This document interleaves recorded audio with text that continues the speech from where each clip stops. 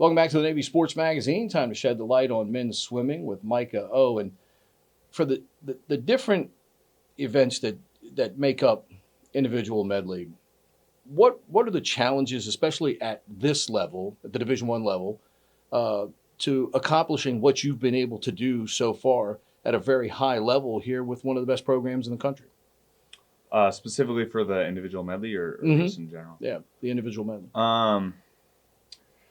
I think one of the big ones is there's probably two. One is just the training structure. A lot of times you really do want to focus in on just one stroke, but if you're swimming the individual medley, you really got to focus on all four. So there's a lot of challenges associated with that. Where do you allocate your time? How do you use that? And then just sort of the like actual physique necessary for each stroke is almost different. Like if you just look at your classic breaststroker build, a lot of times they're not as tall as everyone else. They got some super flexible knees, and then your freestylers are bigger guys, lankier, things like that. And so trying to swim all four at a pretty elite level can be challenging when you can't really optimize totally towards one the best. What gravitated you toward the individual medley, and at what point did you start swimming the multiple legs and get a feel for what the individual medley was all about? And obviously now you've turned it into a pretty good career here at the Division I level. Actually, it's kind of funny. In high school, I didn't like to do it as much. I considered myself much more a butterflyer. I tried to stick to that.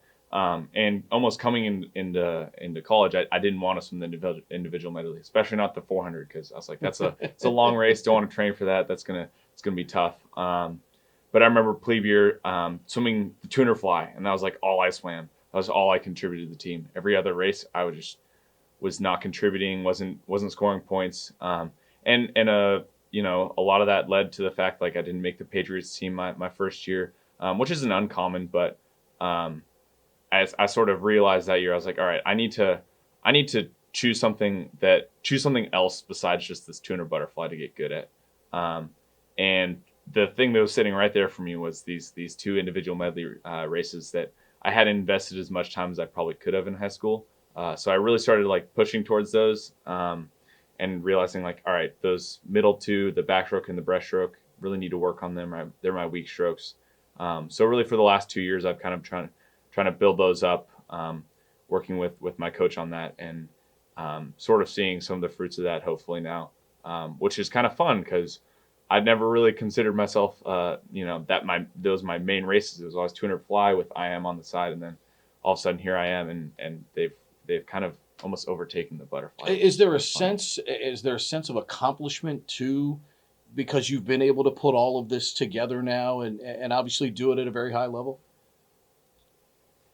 I definitely think so. The biggest sense of accomplishment I get actually is once again with those middle two legs, the backstroke and breaststroke, because even my first year here, even last year almost, if I had been swimming those legs, it was almost guaranteed I'd be splitting slower on those legs than a lot of other guys in the pool, and so then just to be able to sort of stay even or even split faster than some of the guys that maybe that's their main stroke, or they're better at it than me, or that's what I would have thought, coming into this year and stuff.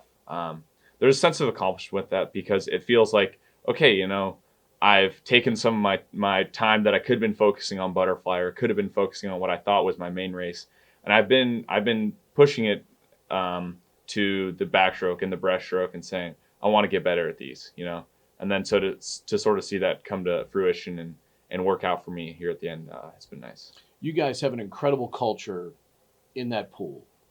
Has there been, obviously outside of Coach Roberts himself, but has there been some individuals even within the team that have been influential on you in aiding your, ability to continue to improve as you have each year here through your junior year now? Absolutely. I would say the number one guy I think about as an influence on me, graduated last year, class of 19, Mike Velasquez. He was also in my company back in the hall. Really, my freshman year, my plebe year, I wasn't totally like with the culture of the team. I didn't get everything right away. And he was an upper class that sort of like looked after me and made sure I knew what was going on and sort of showed me the ropes. We trained together. He was a breaststroke IMer, I'm a butterfly IMer, so we ended up training in the same group a lot of the time. And I definitely like looked up to him a lot and learned a lot from him. There's definitely been a lot of other guys throughout my time here too. A lot of my classmates who, um, you know, it we're a pretty good class, and so to see them really succeed has pushed me in that direction. And then I think even especially last year, I had a freshman sort of come in under me, Ethan Tack, and then 3 plebes this year who are all butterfly IMers kind of, and we've had this group of us now. And then so to sort of see this change to of now I have to be sort of setting an example, or I have to be something where I'm looking out for them, or I'm trying to push them, has also sort of pushed me to even do better, work harder. And push myself. I was going to say, when we talk to most of our swimmers, both male and female, they talk about the competition within that pool every day. I mean, we're not even talking about the competitions, that you swim in for points and stuff like that. Just the competition each and every day in that pool. Is that maybe the greatest motivator because you know how good the quality is around you on a daily basis? I would say definitely yes. There's a lot of competition every day. Mm-hmm. I mean, something we do sometimes is we do like guts races where we're all just standing around on pool deck and someone sort of, it's almost like the gauntlet in the face. Like someone's like challenges someone, maybe as a joke, maybe not, but then everyone else starts sort of chanting and getting all riled up about it. And, they get up on the blocks, no warm up, just kind of willing to go out on a limb and race each other. And I think that's something that we do really really well is sort of challenge each other. And that's like something that even going back to like the individual medley, like I trained with the breaststrokers a lot this season, and so sort of like I didn't necessarily totally always think I could beat them, but I'd tell them I could beat them, and and then I have to back it up, right? And they'd be looking at me like I can't let him beat me because he's not a breaststroker, right? So most of the time they beat me, but there's always that extra like, all right, like we're gonna have fun and we're gonna like mess with each other and talk a little bit about like who's gonna win, who's gonna be able to like pull ahead on certain things in practice. And because of that, everyone's performance just gets elevated every day. Is there competition, within the class too that, hey, there's been quite a standard of excellence that's been set here. And you want to make sure that you all are not the class that watches that excellence slip in any way, whether it's work habits in the pool, even before competitions, or obviously the quality of your work in the competitions. That standard that has been set each year before you all, is there that internal feeling of we have to uphold the quality of excellence that's been established here? I think day to day you don't feel it quite as much, but there's definitely you look at our history with Army and you look at our history with the Patriot League, Mm-hmm. and you start to think, okay, like I can't be the class that lets everyone down. When you're looking at we're getting closing in on 30 years here of beating Army, you look at that and you're like, all right, I can't be the class that lets down 30 years of guys who put in work and really dedicated themselves and spent hours and hours and hours just going back and forth. I can't be the one that lets them all down and sort of like breaks that or lets that slip. So there's definitely some pressure there. But I think most of the time it's pressure from each other, almost like just challenging each other in practice, like I was saying. So Yeah, obviously a product of the club swimming scene and from the Pacific Northwest, the transition of being 3,000 miles away, and you're still here. mm-hmm. What has been the key to allowing you to come here but have great success, not only in the pool, but obviously in the classroom as well, as you do extremely well for yourself in the classroom? um it was tough. It was a tough move. I was homeschooled for almost my entire life, so like getting removed from my home, like I really did feel that. But I think a big part of me developing over my time here has been establishing a routine, and like getting really close with my classmates on the team and then back in the hall, and just like all my close friends here at the school, and really building that into something that enables me to stay focused, work hard, and sort of shoot for things that I didn't necessarily have on my mind my first year here. Plebe year's tough on everyone, and I think I kind of got lost a little bit, just like everyone does.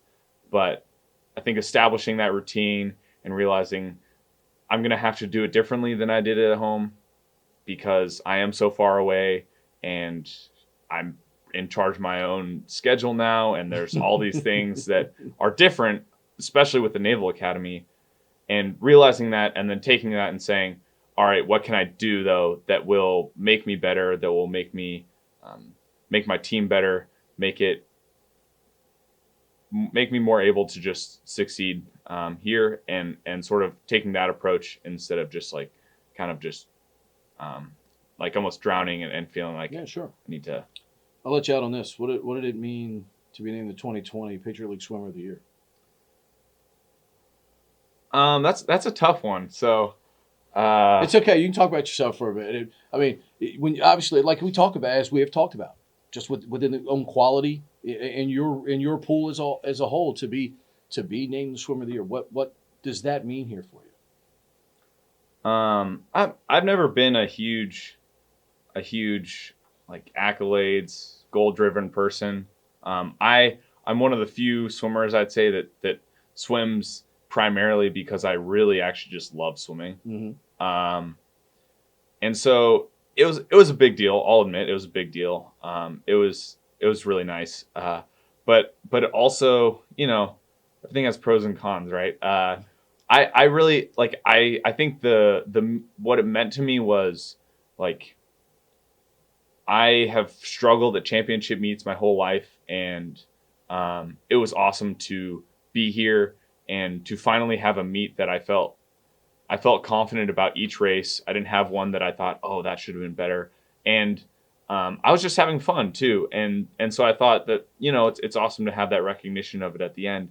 But there were some cons too, because, I've been the first to make fun of some of my teammates for getting those accolades in the past. And, one of my closest friends, Billy Cadigan, he got Patriot League Rookie of the Meet our freshman year. And I've made fun of him for that ever since. So, things like that, they come back to bite you when you're on the receiving end of them. So that's all right, though. It's okay to be made fun of when you're the Patriot League Swimmer of the Year. Micah, great stuff. Appreciate the time. Best of luck with the rest of the year. Thank you very much. You got Micah O joining us here on the Navy Sports Magazine.